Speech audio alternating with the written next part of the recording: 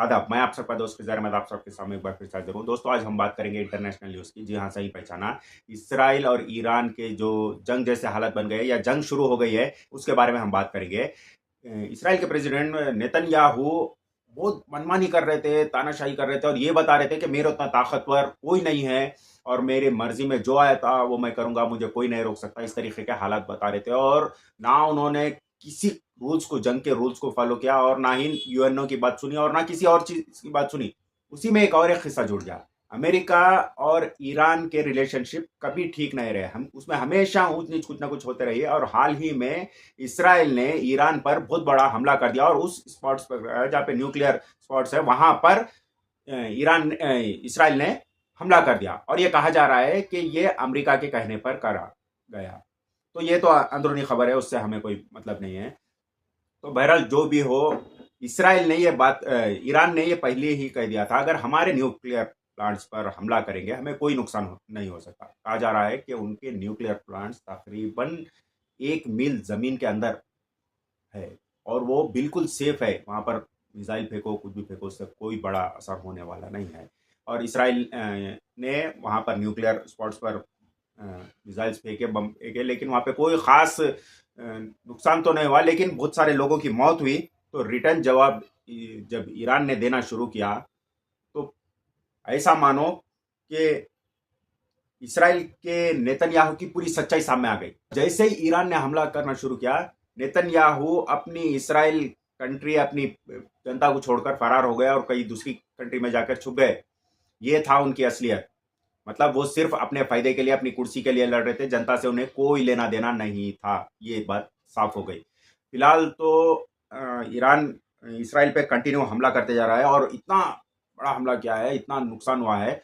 वहाँ के कुछ जगहों के हालत देख के गाजा की याद आ रही। गाजा का भी जैसे जिस तरीके की वीरान, पूरे बिल्डिंग टूट के एक वीरान जंगल के जैसा हो गया है, वैसे कई जगहों पे इसराइल में हालात वो बने हुए हैं।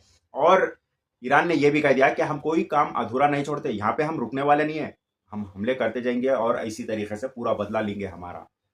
और आग इसराइल में लग रही है और उसका थोड़ा बहुत असर यहाँ पे अपने देश में देखने को मिल रहा है।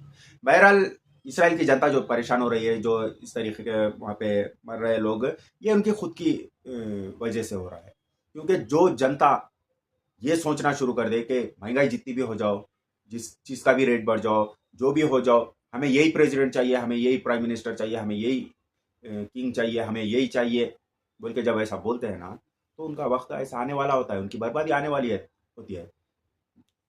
इनके सामने, इनके नज़रों के सामने, वहाँ की जनता की नज़रों के सामने कोई अपने बच्चों को मरते हुए देख रहा है, कोई अपने बाप को मरते हुए देख रहा है, कोई अपने दोस्तों को मरते हुए देख रहा है। इसलिए पहले के बड़े लोग कहते थे कि वक्त के रहते हुए अपनी सोच को बदलो, अपने आप में सुधार लाओ, वरना पछतावे का मौका नहीं आएगा। और इसके अलावा सिर्फ ईरान इसराइल पे हमला नहीं कर रहा, यहाँ से यमन भी हमला कर रहा है और हमस भी हमला कर रहा है। और इसके अलावा चाइना, नॉर्थ कोरिया, ऐसे कई कंट्रीज जो है खुल के अपना समर्थन ईरान के तरफ दे चुके हैं।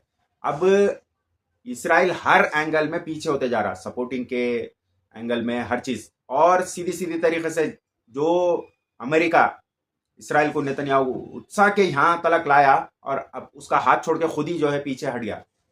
सीधी सीधी तरीके से कह दिया इसमें मेरा कोई हाथ नहीं है और ना मेरा कोई नेतन्याहू से लेना देना है। फिलहाल ये तो वही हाल हो गया नेतन्याहू का, धोबी का कुत्ता, ना घर का ना घाट का।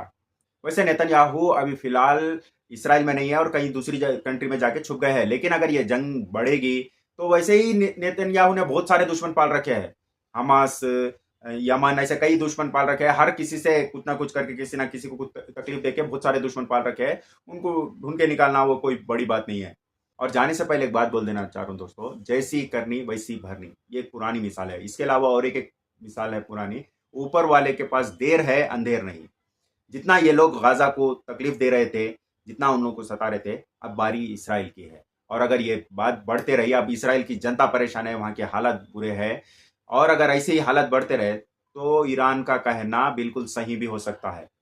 ईरान ने पहले यह कह दिया कि हम इसराइल का नामो निशान नक्शे से मिटा देंगे।